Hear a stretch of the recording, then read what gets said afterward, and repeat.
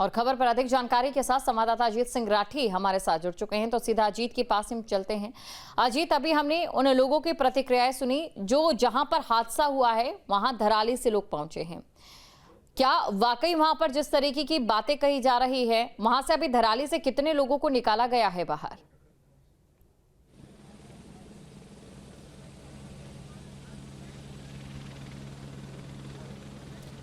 अजीत, आपको आवाज मिल पा रही है? जी जी जी जी जी बिल्कुल बिल्कुल जी। अजीत, धराली की अगर बात करें तो वहां से कितने लोगों को बाहर निकाला गया? निकाल लिया गया है और इसके साथ ही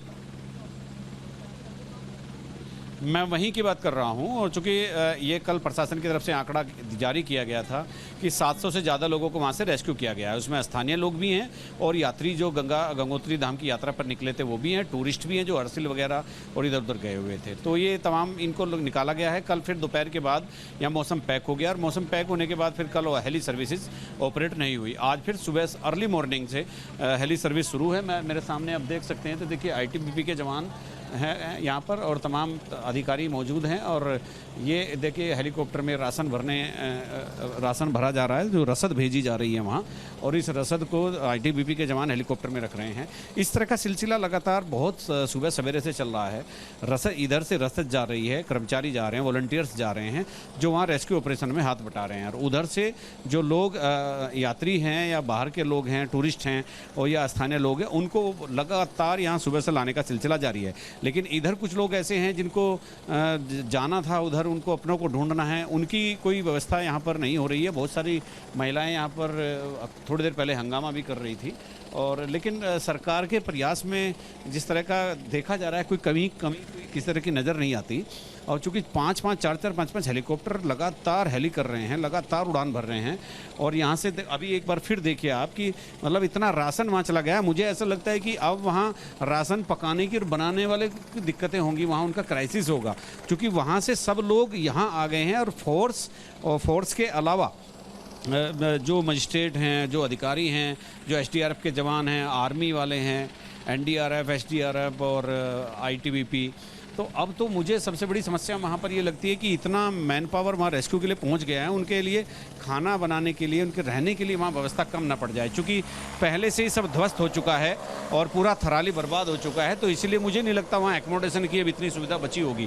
थोड़े बहुत हरसिल के पास बचे होंगे, लेकिन हरसिल के में भी बहुत ही लिमिटेड सोर्स है। चूँकि हरसिल में आर्मी के लोअर कैंप में भी बहुत बर्बादी हुई है, ऊपर वाले कैंप में बर्बादी हुई है, तो एकोमोडेशन की सुविधा वहाँ बहुत कम है। जो है तो उनमें मलबा भरा हुआ है, तो अभी उसको साफ करने में समय लगेगा। जी बिल्कुल अजीत, और अगर हम मुकबा को छोड़ दें या फिर धराली के इर्द गिर्द जो गांव लगते हैं उन्हें छोड़ दें, और सिर्फ अगर धराली के उस क्षेत्र की बात करें जो मार्केट वहां पर तबाह हुआ है और कुछ ही घर वहां पर बचे रह गए हैं, वहां पर अभी कितने लोग अभी मौजूद हैं और वहां से कितने लोगों को निकाल लिया गया है, ये आपसे जानना चाहेंगे। वो आंकड़ा क्या कहता है? नहीं, देखिए, मैंने अभी आंकड़ा अभी थोड़ी देर पहले भी आपको बताया कि 700 से 750 के आसपास लोगों को कल तक रेस्क्यू कर लिया गया था। लेकिन वो सभी गांव का है, शायद सभी गांव का, आसपास के इलाकों का, टूरिस्ट का भी, स्थानीय लोगों का आंकड़ा। जी उसके नहीं, मेन प्रॉब्लम धराली में है। धराली के स्थानीय लोगों को भी रेस्क्यू किया जा रहा है। तो अभी भी आज भी सुबह से जो यहाँ के जो लोग हैं, जो स्थानीय लोग हैं, वो भी यहाँ आने की जिद कर रहे हैं, क्योंकि वहाँ पर व्यवस्थाएं उतनी बेहतर अब नहीं रह गई जितनी यात्रा चलते वक्त या आपदा से पहले होती थी। एक खूबसूरत गांव एक बहुत बदसूरत तस्वीर में बदल गया। तो चैलेंजेस बहुत हैं और अब लोगों को लगातार सरकार लाने का काम कर रही है। लेकिन कुछ लोग हैं जिनके अपने वहाँ हैं, जिनकी खबर नहीं मिल रही है, मिसिंग हो सकते हैं या कहीं गुम भी हो सकते हैं। ऐसा भी हो सकता है कि मनोदशा कई बार आपदा में लोगों की जो उनका साइकोलॉजिकल जो ट्रीटमेंट होता है वो बड़ा गड़बड़ हो जाता है। इसीलिए हेल्थ सेक्रेटरी ने वहाँ पर जो मनोचिकित्सक हैं उनकी टीम भी एक अलग से भेजी ताकि लोगों की काउंसलिंग की जा सके। हालात बहुत बदतर थे, तो उसके बाद अब चूंकि सड़क मार्ग से अभी कनेक्टिविटी नहीं जुड़ पाई है, गंगनानी का जो वैली ब्रिज है वो कल सुबह से बनाना शुरू किया था, लेकिन उसमें भी वो बहुत टिपिकल जगह है और उसमें बहुत कॉम्प्लिकेशंस आ रहे हैं। तो इसके लिए जब तक वो वैली ब्रिज नहीं बन जाता तो सड़क मार्ग से वो संपर्क होना बड़ा मुश्किल है। और जब तक सड़क मार्ग से संपर्क नहीं होगा तब तक ये जो रेस्क्यू ऑपरेशन है तो हेली सर्विस के भरोसे है। और हेली सर्विस यहाँ मौसम के भरोसे है, तो मतलब एक एक सारी चीज़ें एक दूसरे से जुड़ी हुई है, तो ये एक दिक्कत आ रही है। लेकिन फिर भी आज भी कम से कम भी 60 से 70 लोगों को वहाँ से रेस्क्यू किया गया, जिनमें स्थानीय लोग भी थे और यात्री भी थे। जी, यानी कि जो धराली का क्षेत्र है सिर्फ वहीं से रेस्क्यू किया गया है, उसके आसपास से नहीं, जैसा कि यहाँ पर जो महिलाएं हैं उनकी ओर से आरोप लगाया जा रहा था।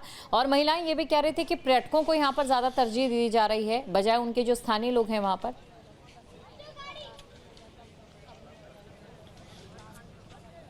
देखिए, जो स्थानीय लोग हैं उनके पास वहाँ अपने घर हैं, टूट ही गए हैं लेकिन अपने घर हैं।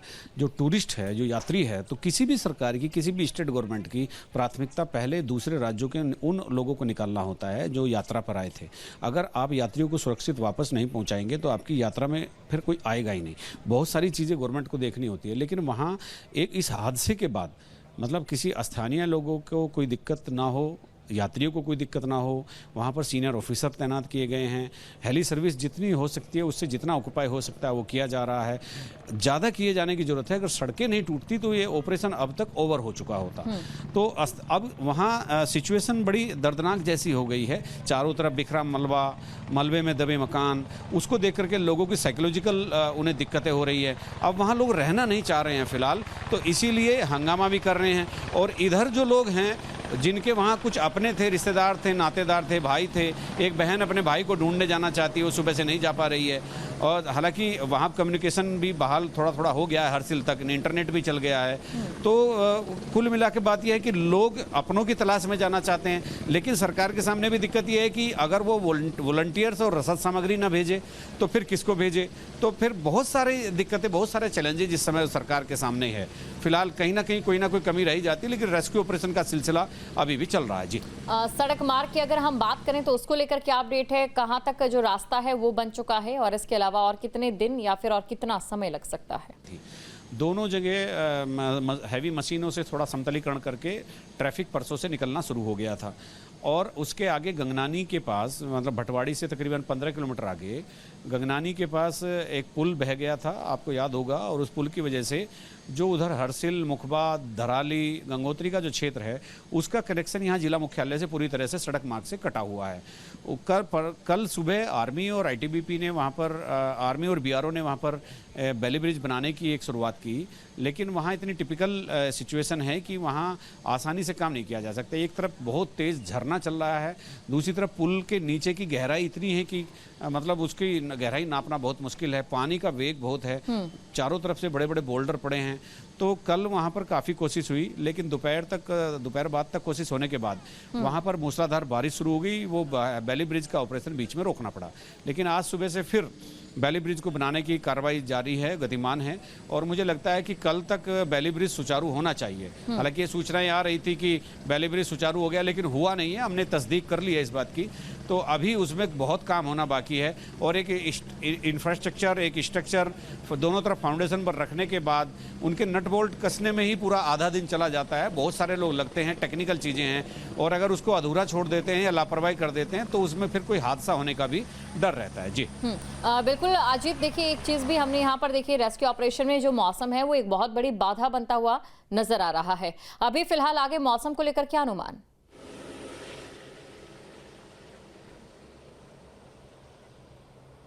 मौसम का वैसे अलर्ट है आज, लेकिन ये ऊपर वाले की कृपा है कि आज सुबह से उत्तरकाशी और इस क्षेत्र में बारिश नहीं हुई। और अर्ली मॉर्निंग से हेली सर्विसेज जो ऑपरेशन, हेली सर्विस ऑपरेशन है वो कंटिन्यूअस चल रहा है। 4-5 हेलीकॉप्टर लगातार उड़ रहे हैं। यहाँ आईटीबीपी के जवान हैं, यहाँ लोकल फोर्स है, पुलिस है, एसडीआरएफ है, सभी जॉइंटली यहाँ पर काम कर रहे हैं। और बहुत सुबह से ये हेली सर्विस शुरू हो गई थी, लोगों को लाने और ले जाने का काम शुरू हो गया था, वो अभी भी जारी है। जैसे मैंने अभी थोड़ी देर पहले यहीं मैं हेलीपैड पर हूँ, मातली में, उत्तरकाशी का आईटीबीपी कैंपस में ये मातली हेलीपैड है। और यहाँ ये सब लोग इसी की इंतज़ार में हैं। किसी को जाना है और किसी को अपने आने वाले का इंतज़ार करना है। और अभी थोड़ी सी यहाँ चहल पहल कम हुई है। सुबह से काफ़ी भीड़ थी और ये शायद ये भीड़ इसलिए भी छठी होगी कि वहाँ से जो आने वाले ज़्यादातर लोग हैं वो काफ़ी संख्या में आ गए होंगे। तो यही एक लगातार ये सारी चीज़ें चल रही हैं। अब देखना यही है कि ये रेस्क्यू ऑपरेशन अभी और कितने दिन चलता है। जी, बिल्कुल देखने वाली ये बात रहती है, ये रेस्क्यू ऑपरेशन कितनी देर और चलता है, कितने दिनों और चलता है, यहाँ दिनों का जिक्र करना बेहद जरूरी। शुक्रिया अजीत तमाम जानकारी को दर्शकों तक पहुंचाने के लिए, क्योंकि भौगोलिक परिस्थितियां कुछ इस कदर हैं, हालात इस तरीके से बने हुए हैं। वहीं उत्तरकाशी के मातली हेलीपैड पर महाराष्ट्र के मंत्री गिरीश महाजन 3 दिन से डेरा डाले हुए हैं। बता दें कि महाराष्ट्र के सैकड़ों श्रद्धालु भी आपदाग्रस्त क्षेत्रों में फंसे थे, लेकिन सभी सकुशल वापस लौट आए हैं।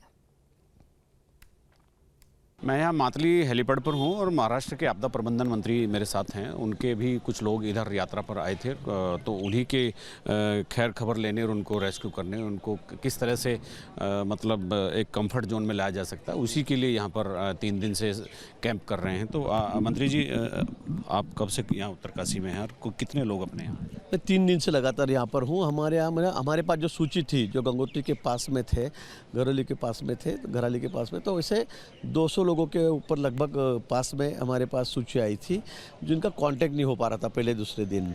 हाँ, तो इसलिए हमारे माननीय मुख्यमंत्री जी देवेंद्र जी फडणवीस, उन्होंने मुझे तुरंत यहाँ पर भेज दिया। मैं 3 दिन से यहीं पे लगातार बैठा हूँ, सबसे कांटेक्ट कर रहा हूँ, यहाँ से प्रशासन के संपर्क में हूँ और आज तक करीब 95% लोगों से हमारा कांटेक्ट हो गया है, करीब सभी से कांटेक्ट हो गया है और सभी सेफ़ है। बहुत सारे लोग हैं, 90% तो यहाँ से निकल चुके हैं, जिनको अपने चॉपर के माध्यम से, सेना के माध्यम से यहाँ पर देहरादून छोड़ा गया है। कुछ लोग हरिद्वार भी निकल गए हैं। सभी लोग सेफ़ है, कोई कैजुअल्टी नहीं है भगवान की दया से। और यहाँ के प्रशासन की तारीफ करो उतनी कम है, सरकार की तारीफ करो उतनी कम है। माननीय मुख्यमंत्री जी तो 3 दिन से यहीं पे थे, लेकिन प्रशासन ने बहुत अच्छा सहयोग, मतलब सेना ने तो बहुत अच्छा काम किया है। उसके बाद पुलिस यंत्रणा यहाँ की, NDRF है, SDRF है, सभी ने बहुत अच्छा सहयोग किया है। हमारे लोग तो तारीफ करते करते थक नहीं रहे, इतने अच्छा सहयोग थे। महाराष्ट्र के लगभग 200 के ऊपर लोग थे। और अभी यहाँ उत्तरकाशी से कितने मूव हो चुके हैं? आज सुबह से लेकर 80 लोग निकल गए हैं। आज सुबह से लेकर 80 लोग देहरादून निकल गए। कुछ लोग बाय रोड भी निकल गए हैं। कुछ 50-52 लोग थे यहीं पे इसी शहर में। अभी उस आपदाग्रस्त क्षेत्र में कितने लोग हैं? क्या वहाँ कोई नहीं है? सभी लोग वहाँ से बाहर आ गए हैं, हमारे संपर्क में है। वहाँ पे अभी कोई नहीं है, लेकिन सब लोग सेफ है, कोई कैजुअल्टी नहीं, भगवान की दया से। थैंक यू बातचीत करने के लिए। तो मेरे साथ आपदा मंत्री थे महाराष्ट्र के, तो उन्होंने बताया कि उनके जो लोग यहाँ आए हुए थे, मैक्सिमम लोग यहाँ से मूव कर चुके हैं, उनको रेस्क्यू किया जा चुका है और जो लोग थोड़े बहुत हैं भी, सबसे संपर्क हो चुका है और किसी तरह की कोई हताहत होने की सूचना नहीं है। अपने सहयोगी कैमरामैन सुनील कुमार के साथ न्यूज़ स्टेट के लिए उत्तरकाशी से अजीत सिंह राठी। जहाँ भक्ति है हर शब्द में, कथाओं में छिपे हैं दिव्य रहस्य और ज्योतिष देता है जीवन को दिशा। धर्म से जुड़ी हर बातों को जानने के लिए हमारे चैनल स्तुति को सब्सक्राइब करें। चैनल पर जाने के लिए इस लिंक पर क्लिक करें।